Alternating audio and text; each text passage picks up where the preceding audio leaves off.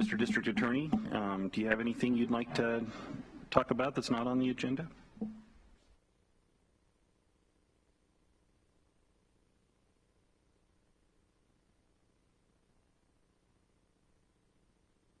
Morning. I'll be brief. I know you've got some important business today, and it's nice to see more and more of the state and the country and the county opening up as we go forward. Dan May, District Attorney. I come here today just basically to ask a question, whether you know if you're going to be doing a Tabor retention request to the voters this fall. I bring it up now because I think it was about this time last year that you funded a survey to determine, and my understanding is the survey, and I could be corrected on the number, cost over $20,000 on doing a retention last year, whether the voters had the will to do that. It's also my understanding the survey did a survey of the chairman, Bill Elder, and other commissioners on how popular they were with the community at the same time. So, and I don't know how that's funded, if you do it in the budget, whether that's done in an executive session. I believe it's done in executive session, so I wasn't aware of it at the time, and so I just didn't know if you were going to be spending money on that this year. Also in a phone call, the elected officials have been having phone calls, and the chair indicated that he was interested in doing a Tabor waiver this fall, so I didn't know if we were spending money on that and if that's something the commission had been talking about at this point. Yeah, I mean, I'll be happy to answer that for you. Yeah, we did a poll, which happens all the time. City Colorado Springs, I'm sure, is doing one right now in their Tabor retention. We did one because we wanted to determine, what do the voters think? Do the voters want to keep their money, or do they want us to be able to use that?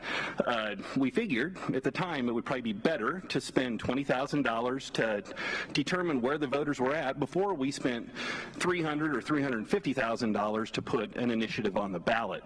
And ultimately, when we spent that $20,000, we decided not, because of the results of the poll, we decided not to go forward with a ballot initiative. So spending that $20,000 saved us, $350,000 of costs related to putting something on the ballot. We certainly are looking into all the options. I think moving forward, I don't want to speak for the whole board, so I'd love to hear what my colleagues have to say here as well.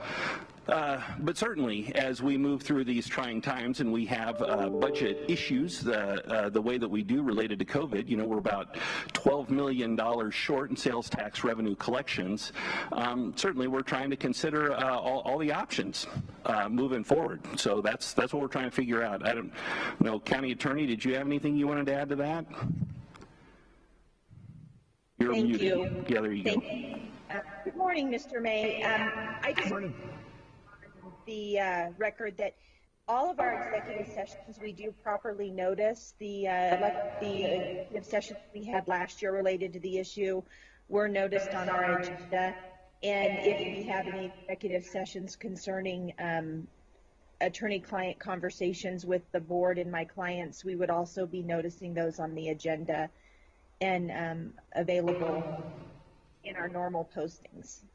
Oh, so that is something that is a discussion executive, and the spending of that money is an executive session issue. I have not researched that law to know what the law is on that. The provisions of the open meetings allow for attorney-client conversations to be held in private to give legal advice.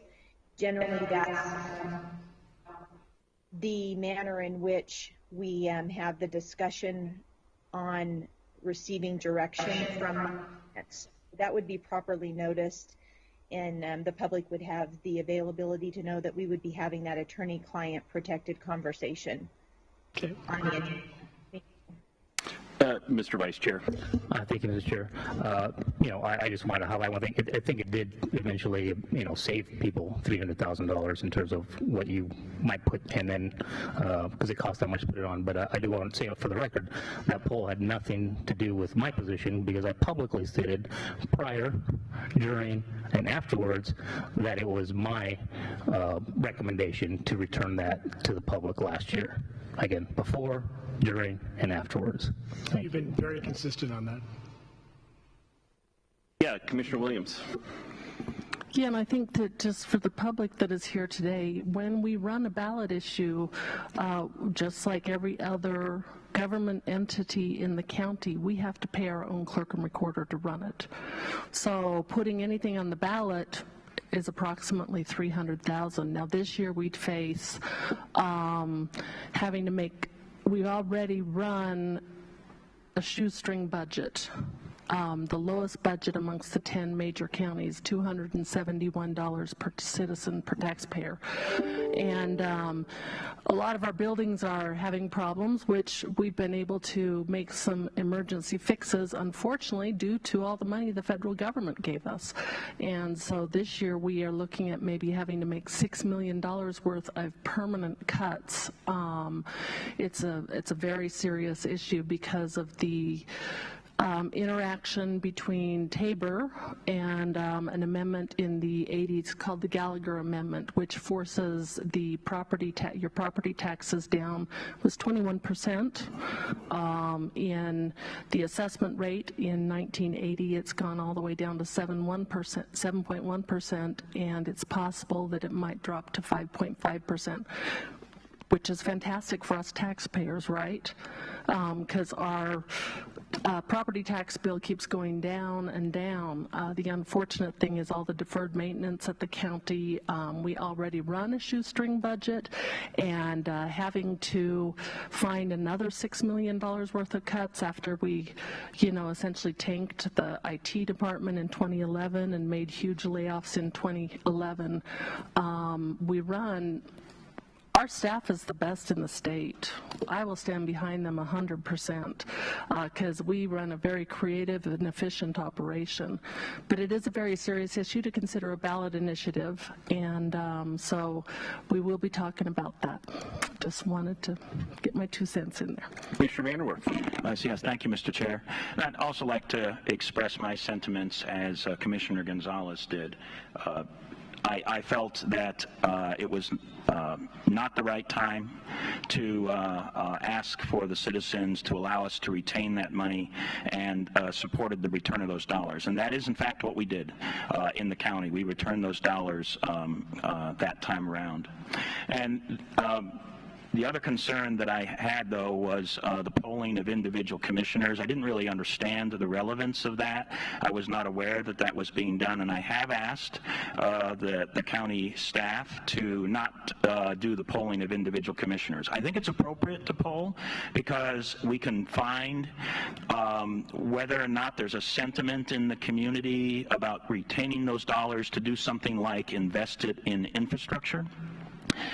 And it's good to know if we have interests in the community on issue A or issue B or issue C, about maybe putting a little bit more money towards those.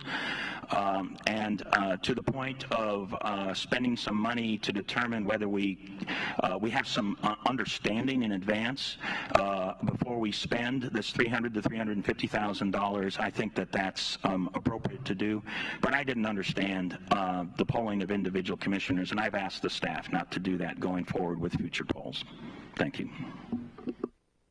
And Commissioner Bremer, did you have anything you want to add?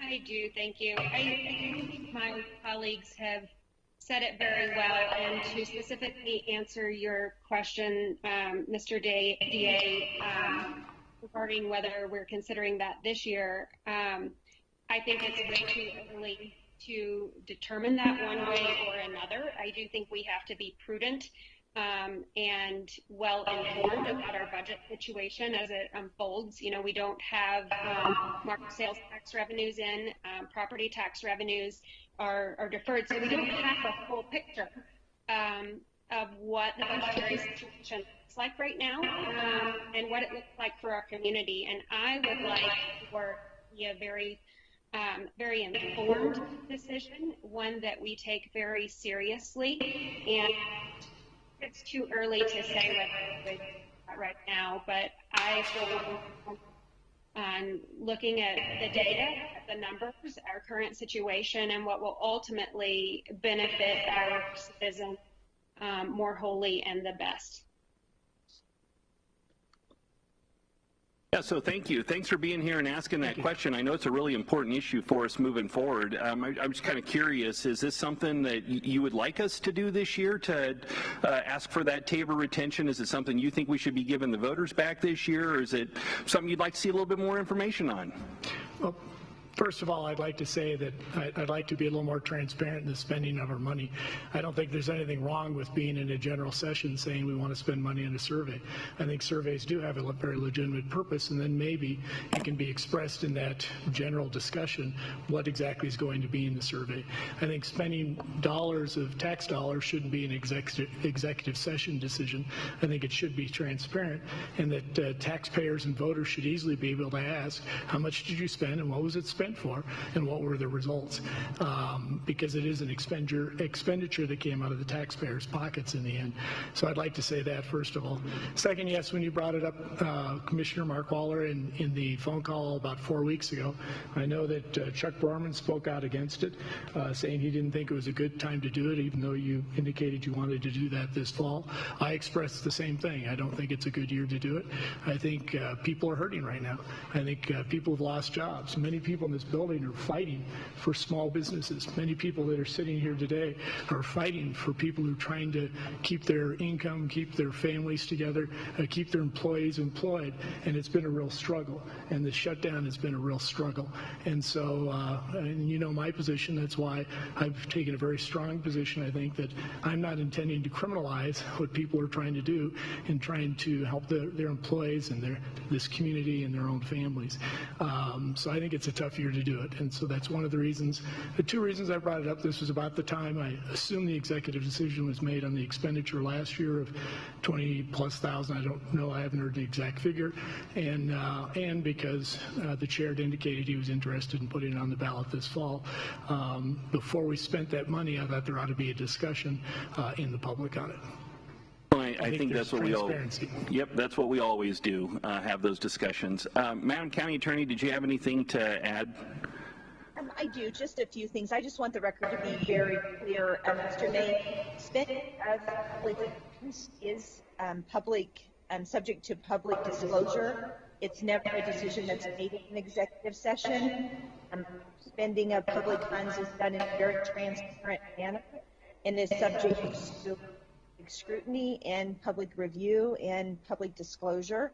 So there's never been any spending of an executive session. The purpose of the executive session, as allowed by law, is for clients to receive legal advice from their attorney.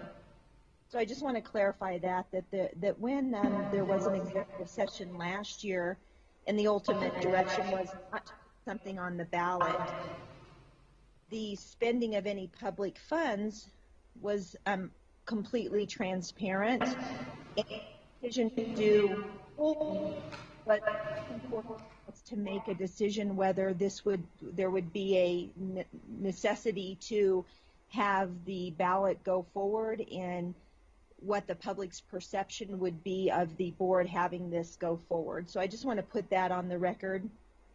And if we do have any executive sessions, they would be properly noticed. And there have not been any decisions made to put anything on the ballot. I believe the meeting that you're referring to was getting input from different elected officials, such as yourself, and there was no commitment or any decisions made in that meeting. And so I just want to make that clear, that there's not a public perception that there's been any decisions made, because there has not been. Thank you. Yep. Commissioner VanderWerf. Yes, thank you, Mr. Chair. Mr. May, I do appreciate your coming down to make your point about this, and perhaps we can consider your input here. You have made a recommendation about whether to retain or not retain, and I think we can consider your input to be the first public input that at least I have with regard to whether to retain or not. So thanks for providing that public input. You betcha. I always want to be transparent. Thank you. Anything else? All right, are there any other elected officials in the audience that want to speak on a matter that's not on the agenda?